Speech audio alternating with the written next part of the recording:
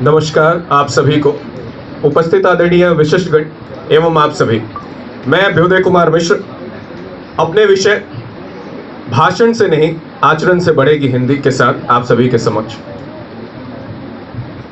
आज विश्व में अभिन्न एवं अनन्य भाषाएं बोली जाती हैं, लेकिन मां का आदर पाने के साथ मातृभाषा कहलाने वाली यदि कोई भाषा हुई तो वो है हिंदी। जन्म के बाद मां कहने का सामर्थ्य व सौभाग्य प्रदान करती है हमें हिंदी, तो मृत्यु के चौखट पर राम का नाम लेकर हमें मोक्ष के दरवाजे हमारे लिए खोल देती है यही हिंदी। मैं बात करना चाहूंगा कि आदिकाल से आरंभ हुई उस विचार, उस संघर्ष का रूप है यही हिंदी, जिसने अपने संघर्ष के दौरान हजारों वर्षों के उस समय में कभी तमाम झंझावतों के बीच भी अपनी मशाल को बुझने नहीं दिया एवं अपने उसी मशाल से आज आधुनिक काल तक के इस सफर में हमारा मार्ग प्रशस्त किया है। हिंदी ने एक मां की तरह अपनी संतानों को इतना योग्य बनाया है कि आज मैं उन्हीं में से एक अपनी सच्ची संवेदनाएं, अपनी भावनाएं आप तक पहुंचा पा रहा हूं। आज विकास और आधुनिकता के इस दौर में हम मानव समाज ने उस संयुक्त परिवार की संकल्पना, उस एक आंगन एक चूल्हे की जो परंपरा थी, उसे जहां हमने धीरे धीरे पीछे छोड़ दिया है, वहीं भाषा के रूप में ही सही हिंदी ने राजस्थानी, गढ़वाली, भोजपुरी, मगही जैसे भाषाओं को आज भी अपने आंगन में समेटे रखा है। इसलिए जब हम हिंदी कहते हैं तब हम केवल हिंदी नहीं, हम हिंदुस्तान कहते हैं। आज से कुछ समय पहले तक जिन विदेशी कंपनियों ने हम पे शासन करने का प्रयास किया, आज वही कंपनियां और उन जैसी हजारों कंपनियां इस बात के लिए बाध्य है कि वे हिंदी में अपना प्रकाशन, अपना विज्ञापन, अपना कार्य अपनाएं, क्योंकि उन्हें पता है कि आज विश्व की तीसरी सबसे अधिक बोले जाने वाली भाषा हिंदी आज उनकी अर्थव्यवस्था, उनका विकास, उनका जो जीवन शैली है उसका निर्धारण करने का सामर्थ्य रखती है यही हिंदी।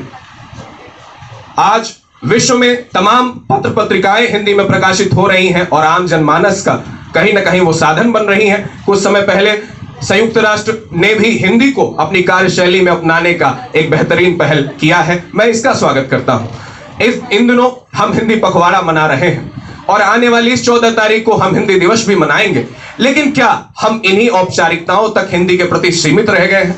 सवाल ये है, क्या जो भाषा की शुद्धता रही उसे हमने अपने आचरण में स्थापित करने का प्रयास किया?